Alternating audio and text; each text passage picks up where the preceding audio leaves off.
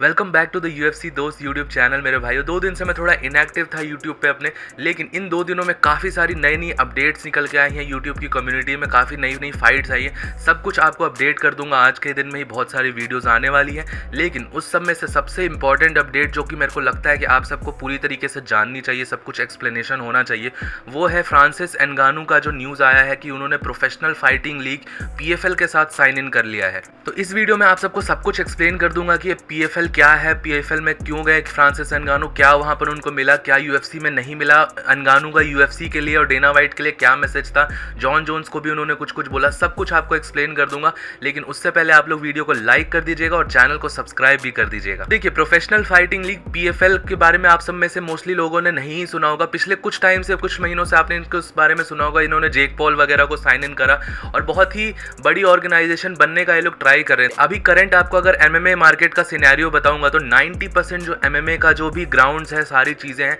सब कुछ UFC है। UFC ऑलमोस्ट 90% ओन करती है पूरे MMA को, सब चीज़ों में। बाकी में ये बेलेटोर PFL वगैरह आते हैं, तो ये उतनी बड़ी ऑर्गेनाइजेशंस नहीं है, लेकिन स्टिल ये ट्राई कर रही हैं ग्रो अप करने के लिए, मार्केट कैप, मार्केट में अपना जगह बनाने की ट्राई कर रही हैं, जो कि बहुत अच्छी चीज़ लग रही है मेरे को, क्योंकि UFC के पास अभी मोनोपोली है। देखिए, पहले भी बहुत सारे फाइटर्स UFC को छोड़ के बाद में PFL, बेलेटोर वाली लीग्स में जाते थे। इसलिए इन्हें हमेशा B लीग बोला जाता है। तो अब आप सबके दिमाग में ये क्वेश्चन आता होगा कि फ्रांसिस एनगानू जब ये छोड़ के गया तो इतनी बड़ी बात क्या हो गई, PFL को इतना ज़्यादा वो इंपॉर्टेंस क्यों दिया जा रहा है यहाँ पर।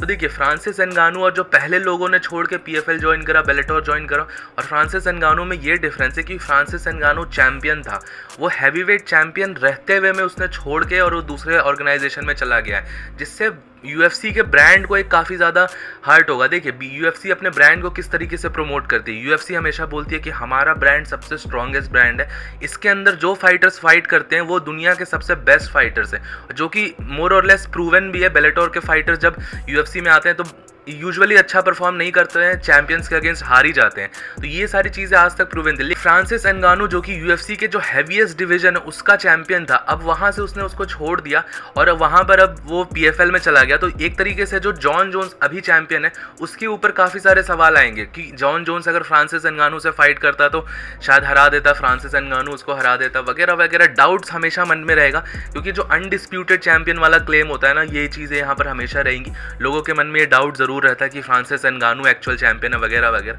जो कि फ्रांसिस एनगानू की टीम अभी पूरी तरीके से पुश कर रही है। कल फ्रांसिस एनगानू ने अपने यूट्यूब चैनल पे एक वीडियो डाला जिसमें उन्होंने बोला कि चाहे कोई भी कुछ भी बोले, चाहे कोई भी किसी का भी कुछ भी कहना हो, लेकिन जो रियल बैडेस्ट पर्सन जो अर्थ पे है वो मैं हूँ, जो real actual undisputed heavyweight champion है वो मैं हूँ, ना कि जॉन जोन्स है। ये जॉन जोन्स की तरफ उन्होंने बोला। इस बारे में अभी वीडियो के एंड में बात करेंगे, लेकिन उससे पहले आप सबको एक्सप्लेन कर देता हूँ कि फ्रांसिस एनगानू ने UFC को छोड़ा क्यों और UFC छोड़ने में क्या उनको फायदा होगा, PFL की जो उनकी डील है वो भी एक्सप्लेन कर देता हूँ। फ्रांसिस एनगानू ने UFC को इसलिए छोड़ा, बहुत सारे लोगों को मिसकंसेप्शन है कि पैसे के लिए छोड़ा।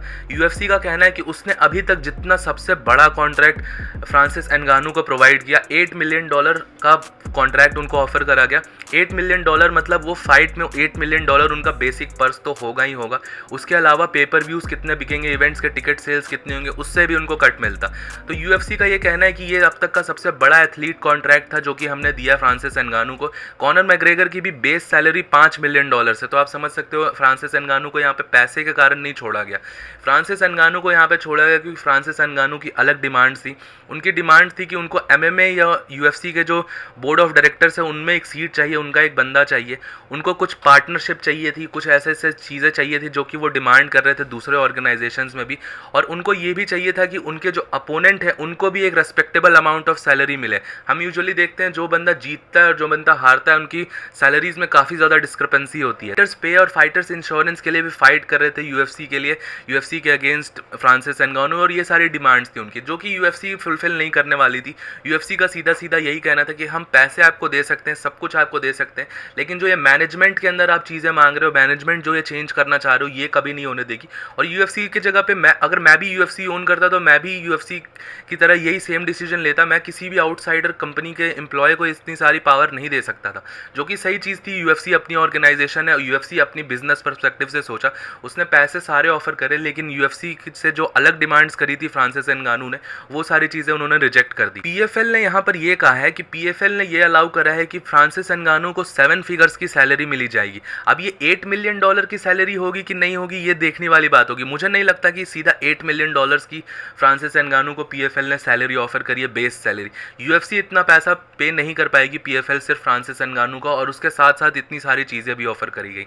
साथ ही साथ उनको ऑफर कराया गया है फ्रांसिस एंगानो को यहाँ पर कि उनका जो अपोनेंट होगा उनको भी एटलीस्ट $2 मिलियन मिलेगी। तो आप समझ लो $10 मिलियन फ्रांसिस एंगानो को फाइट कराने के लिए, सिर्फ एक बंदे को फाइट कराने के लिए। तो मुझे नहीं लगता वो 7 फिगर्स जो फ्रांसिस एंगानो ने रिवील करा है कि उनको 7 फिगर्स की सैलरी मिलेगी प्लस बोनस वगैरह जो अलग होगा, तो उसमें अराउंड $2-3 मिलियन का बेस प्राइस होगा उनका। तो पैसा मेरे को अभी भी लगता है कि पैसा अभी भी फ्रांसिस एंगानो अगर यूएफसी में रहता तो पैसा उनको ज़्यादा मिलता, फ्रांसिस एंगानो को यूएफसी के अंदर ज़्यादा पेमेंट मिलती। बट यहाँ पर फ्रांसिस एंगानो को अलग चीज़ें ऑफर करी गई है। एक बहुत ही मेजर चीज़ जो कि मेरे को भी शॉकिंग लगता है, पीएफएल ने उनको चेयरमैन बना दिया है पीएफएल अफ्रीका का। देखिए अब आपको ये फर्स्ट टाइम में ये चीज़ देख के ऐसा लगेगी कि अरे बाप रे, चैंपियन बना दिया, इसको चेयरमैन बना दिया यहाँ पर पीएफएल अफ्रीका का। पीएफएल अफ्रीका में अब इस फ्रांसिस एंगानो चेयरमैन बन गया। ये बहुत बड़ी चीज़ आपको मीडिया बना के दिखाएगी, जो कि एक्चुअल में ऐसी चीज़ है नहीं। देखिए पीएफएल ऑलरेडी एक बहुत ही छोटा ब्रांड है कंपेयर टू यूएफसी, और उसके बाद भी पीएफएल अफ्रीका का मतलब आप समझ लो एक नामात्र की ही कोई चीज़ है जो कि एग्जिस्ट करती है, जो कि फ्रांसिस एंगानो को थ्रू द स्क्रैच बिल्डअप करनी पड़ेगी। मैं यहाँ पे कुछ भी बुराई नहीं कर रहा हूँ कि उनको चेयरमैन बनाना नहीं चाहिए था वगैरह वगैरह, ये बहुत अच्छी चीज़ है, फाइटर्स के लिए एक बहुत ही अच्छी चीज़ है। और यहाँ पर मैं फाइटर्स के साथ हूँ, मैं हमेशा फाइटर्स को बैक करूँगा एज़ कम्पेयर टू यूएफसी। लेकिन यहाँ पर ये चीज़ें ऐसा बना के दिखाई जा रही हैं कि हाँ यूएफसी के अगेंस्ट इतनी बहुत सारी चीज़ें प्रोवाइड कर दी गई, यहाँ पर चेयरमैन बना दिया गया। तो ये देखिए पूरा पीएफएल का चेयरमैन नहीं बनाया गया, वहाँ पर पीएफएल अफ्रीका का चेयरमैन बनाया गया। और इसके ऊपर भी बहुत सारी स्टिपुलेशंस होंगी पीएफएल की, वो जब चाहेगी तब हटा भी पाएगी, ऐसी चीज़ें अपने पास पावर रखेगी। साथ ही साथ इनकी डील में ये भी था कि इनको बॉक्सिंग फाइट्स करने का भी अलाउड होगा, जो कि मेरे को लगता है कि बॉक्सिंग फाइट्स अगर वो डिमांड करते तो यूएफसी भी फुलफिल कर देती। तो ये सारी चीज़ें थी ओवरऑल जो कि मेन पॉइंट्स थे फ्रांसिस एंगानो के पीएफएल डील के, जो कि उनको मिले गए हैं। ये बॉक्सिंग फाइट करी गई, चेयरमैन बना दिया गया, 7 फिगर्स की सैलरी प्रोवाइड करी गई, और $2 मिलियन की एटलीस्ट सैलरी प्रोवाइड करी जाएगी उनके अपोनेंट को भी। अब फ्रांसिस एंगानो ने अपने लिए उनको जो सही लगता है वो करे, मैं उनसे बिल्कुल अग्री करता हूँ। अगर उनको यूएफसी में नहीं फाइट करनी थी नहीं करते, कोई दिक्कत नहीं है इस चीज़ों में, बिल्कुल सपोर्ट करता हूँ।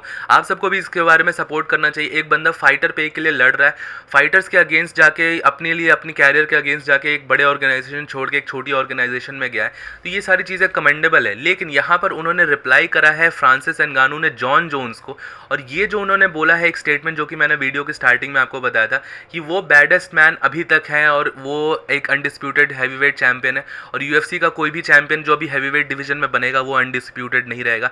ये सारा मैसेज डाला जा रहा है कम्युनिटी के अंदर, और बहुत सारे लोगों के मन में ये सारी चीज़ें डाली जा रही कि हैवीवेट चैंपियन तो फ्रांसिस एंगानो ही रहता है। आज के टाइम पे मैं एक चीज़ आपको डेफिनेटली बोल देता हूँ, यूएफसी जैसा जो टैलेंट पूल है और यूएफसी के अंदर जो फाइटर्स फाइट करते हैं, पीएफएल के फाइटर्स उसके आसपास भी नहीं आ पाएंगे। पीएफएल को हमेशा से, पीएफएल, बेलेटोर, ये सबको हमेशा से बी लीग बोला जाता था, क्योंकि यूएफसी से जो फाइटर्स नहीं फाइट कर पाते वो यहाँ जाते हैं, और ये हमेशा वही फाइटर्स को पिकअप करते हैं जो कि यूएफसी ने जिनको बनाया है, ये यूएफसी की पॉपुलैरिटी पे ये सारे ऑर्गेनाइजेशंस फ्लरिश करते। तो ये बोलना कि दूसरे पीएफएल ऑर्गेनाइजेशन में रह के ये बोलना कि मैं बैडेस्ट बंदा हूँ अर्थ का और मैं अनडिस्प्यूटेड चैंपियन हूँ, ये कुछ सेंस नहीं बनाती है। इसी के अंदर आप कितने भी डोमिनेंट चैंपियन हो, कुछ भी हो, अगर आप यूएफसी के अंदर फाइट करोगे तो आपकी अगली फाइट में भी आप हार सकते हो, क्योंकि यूएफसी के अंदर इतना तगड़ा टैलेंट होता है। और रही बात ये जॉन जोन्स वर्सेस फ्रांसिस एंगानो की, तो फ्रांसिस एंगानो अब अलग रास्ते पे चले गए। अब उनको अपने आप को जॉन जोन्स से बिल्कुल डिस्कनेक्ट कर लेना चाहिए, क्योंकि उनके पास ऑप्शन था वो जॉन जोन्स से फाइट कर सकते थे, उन्होंने ये फाइट नहीं ली। जॉन जोन्स अभी भी यूएफसी में है और हाईएस्ट लेवल ऑफ कंपटीशन को फेस करेगा अगर वो रिटायर नहीं करता है तो। ऑन द अदर हैंड यहाँ पर फ्रांसिस एंगानो एक बहुत ही बी लेवल कंपटीशन को फेस करेगा जब तक भी वो फाइट करे।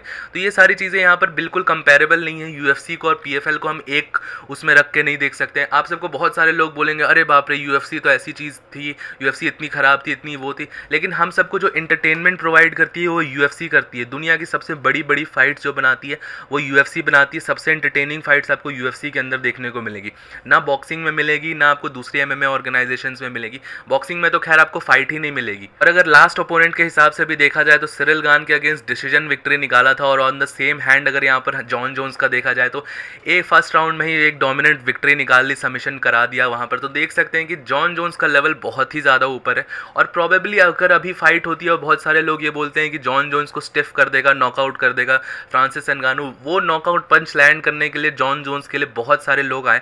जॉन जोन्स को कभी पावर से डर नहीं लगा किसी के भी, और वो ऐसे ऐसे पावर पंचर्स को बहुत फेस कर चुका है। तो मुझे अभी भी लगता है कि अगर ये हेट के लिए नहीं कह रहा हूँ या पीएफएल में चले गए इसलिए नहीं कह रहा हूँ, ये फाइट अगर यूएफसी के अंदर भी होती तो मेरा पर्सनल ओपिनियन है कि जॉन जोन्स इस फाइट को जीत जाता। आप सब मेरे को बताइएगा कि आप सबका क्या ओपिनियन है इस पूरे मैटर के ऊपर। फ्रांसिस एंगानू ने यूएफसी छोड़ के सही करा कि नहीं करा? आपको सब कुछ एक्सप्लेन कर दिया, इनकी दोनों की डील्स को कंपेयर कर दिया, यूएफसी की डील और फ्रांसिस एंगानू की नई पीएफएल की डील। अब आप सब मेरे को अपना ओपिनियन ज़रूर से बताइएगा नीचे कमेंट सेक्शन में, आप सबका भी ओपिनियन मुझे जानना है इस बारे में। टिल देन अगर आपको वीडियो पसंद आएगा तो वीडियो को लाइक कर दीजिएगा, चैनल को सब्सक्राइब कर दीजिएगा। टिल देन मिलता हूँ आप सबको नेक्स्ट वीडियो में अगले अपडेट के साथ। Bye bye.